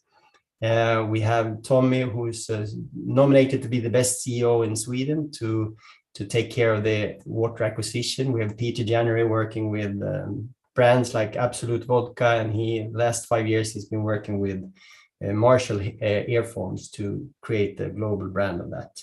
We have Mr. Key, who will take care of our branding in the crypto and create a crypto community. And yeah, overall, I think we're quite content with the competences. We have a roadmap. We are just starting the pre-sale. We have water in the system, and after the pre-sale, we will do an IDO in 3 to 6 months to come. To understand the tokenomics, we just take a look at the water price. If you buy a liter of water in US today with the corresponding water, it's $1.50. Our IDO price will be at $0.05, which is 30 times the investment. But this is just for 1 liter, and as I told you, we get 1 liter each year, so you need to multiply it with the years you hold it. So if you hold it for your life, 100 years, if you plan to be that old, it's more like 3,000 times the money. And then we haven't even calculated inflation. And they say that in 2030, the 1 liter is expected to be $7.50 at that time. So it's a good investment. The tokenomics, we have a max supply, capped max supply of 210 billion, which is 1,000 wells, but we start with 40 wells in the first batch, which is 5.8 billion. In the start, we might not have fully backed asset token. There will be a coverage journey the first 3 years, which means that after or within 3 years, we will have a full asset-backed token. We will move into a DAO within 10 years. It's already prepared with a foundation that will take care of this. And yeah, we can go very shortly into the pre-seed. We have a pre-seed now, half booked, but it's opportunity to be there in the first round. As I said, we have Deloitte as our auditor. And with that, I welcome you to invest in the most valuable resource we have on Earth, the water. Thank you. Thank you, Jürgen. I have a feeling my dreams come true today because we have startups that nail and target all the pains we were thinking about for years. And especially with water, I remember we discussed it like 5 years ago, 3 years ago, and there were a lot of ideas of making such a project, but I didn't see any real execution yet. So great. Questions from investors, please. I'm sure you have a lot of questions. Don't forget to unmute yourself. Clement, do you have any questions? So me personally, right? I think the economy part, this kind of issue is very important. I think there is a lot of room for projects to go in. But the thing is that the reason why I asked the EcoPros about why they go into the Web3 world, it's mainly because right now the main users of Web3 doesn't really care about these kind of things. So they really what they care about is how much they can make. There's no really a killer app on the blockchain side. There's no really a consumer need for right now. So consumer app for the Web3 world. So I think, generally, I want to ask you the same thing. Why would you come to Web3? What do you see in this sector that you think that you can success here? First of all, we need the technology, the blockchain technology, to set up the whole system, and it's connected more to the charity system maybe than to the 1,000 well system. There is a democratization effect in the charity system. So we have 150 years, the business plan in 150 years. And during that period, we'll actually democratize water on Earth through the charity system. So it's natural to have the blockchain technology there. And then secondly, of course, we see the Web3 to develop into using real assets in this way. Maybe we're too early in that sense, we will see, but at least we have a real interest from the impact sector anyway. So we'll get started, and this is all about marketing, I think, and maturity in the market that needs to develop. Yeah, I have some connection that might be interested in this sector. Some company that are investing into the social impact portfolios. So yeah, definitely. Yeah. That is great. Thank you, Clement. And yeah, Jürgen, by the way, you know that InnMind was vertical agnostic during years. And this year we made this historical decision for us to move to Web3, crypto and DeFi specifically. But we still have a lot of connections from Web2 world, impact investors, etc. So follow up with Mark later on. And I will be glad to help you to get connected with those investors as well from impact side, from traditional side. Yeah. Any other questions or maybe comments or feedback to Jürgen? Hey, Jürgen. I love the idea, by the way. It's really intriguing. I just had a few questions. One, I assume that the price of water will go up in the future due to inflation, but so too will the logistical cost of shipping all this water out. So I was wondering how you would pay for that or account for that in the future. And I guess the second half of that is, how will you maybe protect these water supplies in the future when water might be more, I don't know, highly sought after? putting my tinfoil hat on for a moment.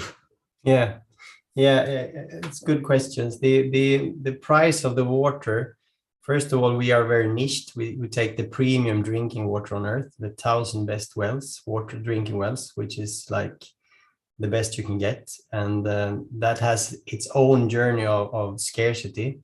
So the scarcity situation will affect the water price, the inflation as well. But as you say, the distribution will go hand in hand with that. So that's an own calculation of it.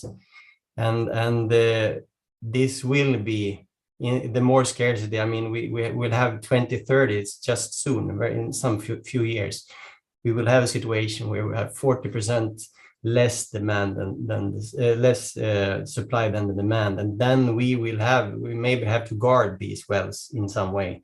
And already, depending on the area, I mean, we live in Sweden where there's plenty of water here. You don't need to do it, but in other countries there is actually happening already. So that is a factor we need to take into account. So we need to control the land around the wells if we buy them, because we will buy, drill, or long-term lease these wells from the well owners. So it's a factor to take into account. And we have calculated that in our 150 years balance sheet. So it's there.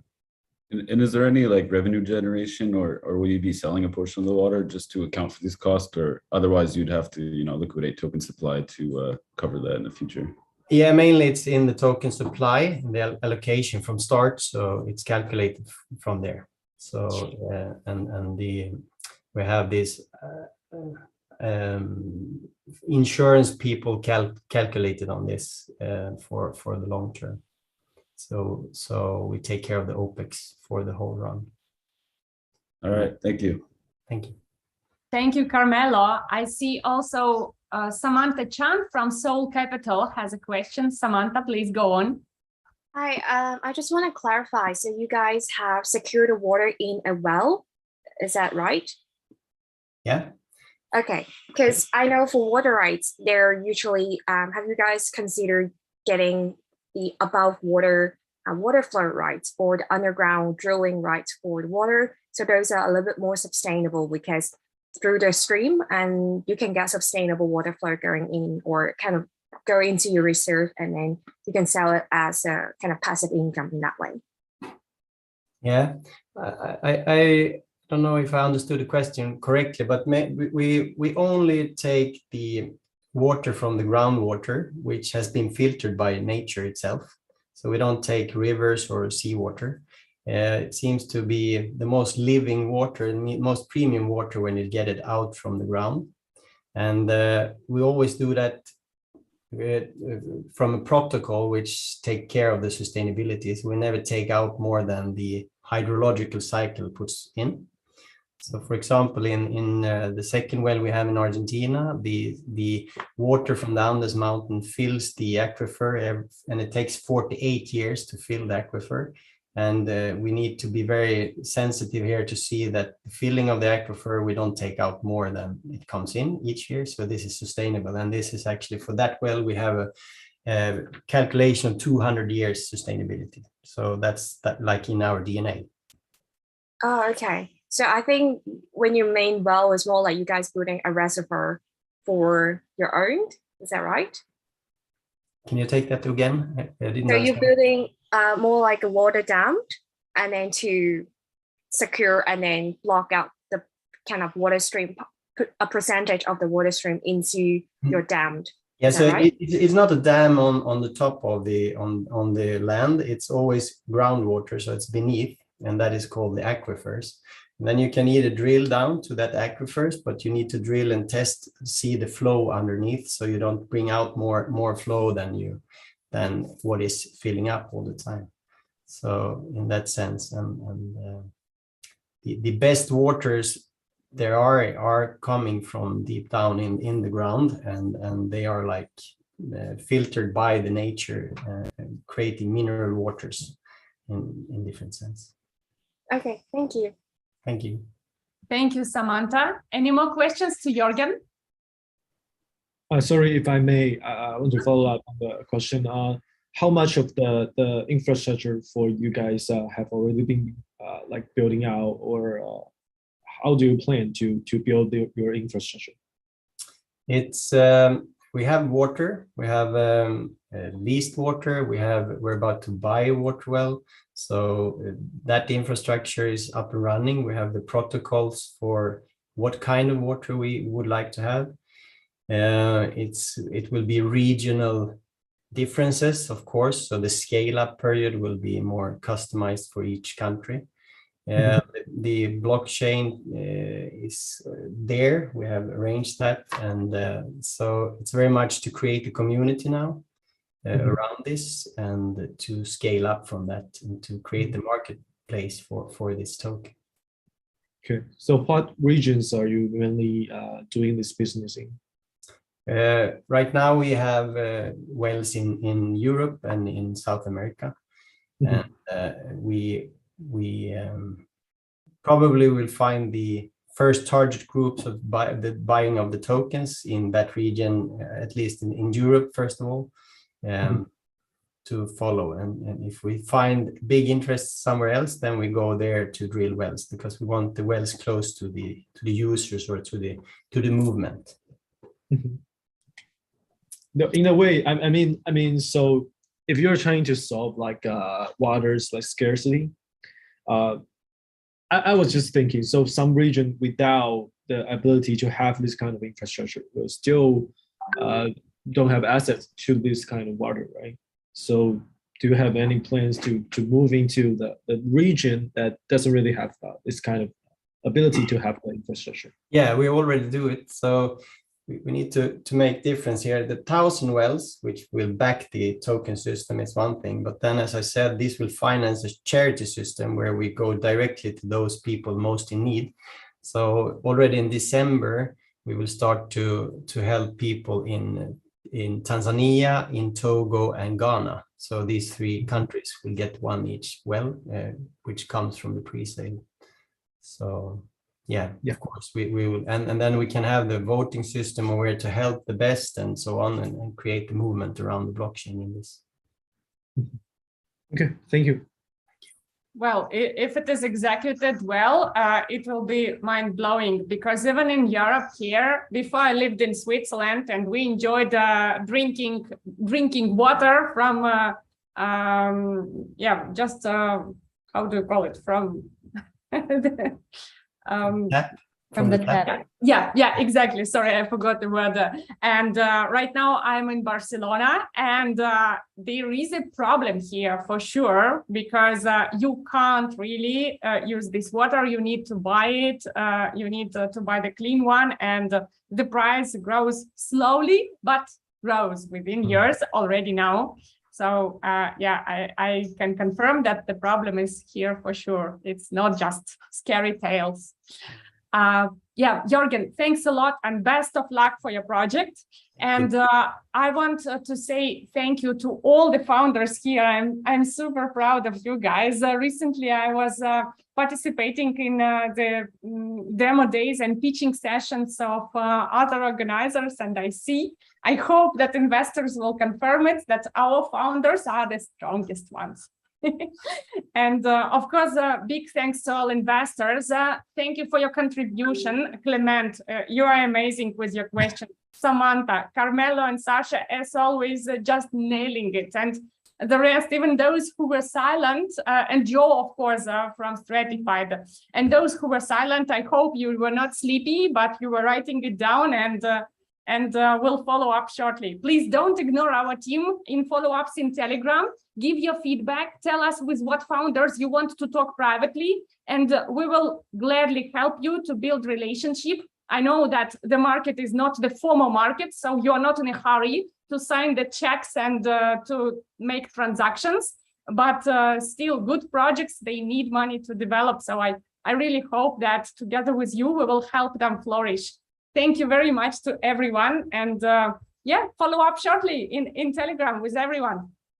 Thank you. Good luck, everyone. Yeah, enjoy your evening, guys. Bye-bye. Thank you. See you later.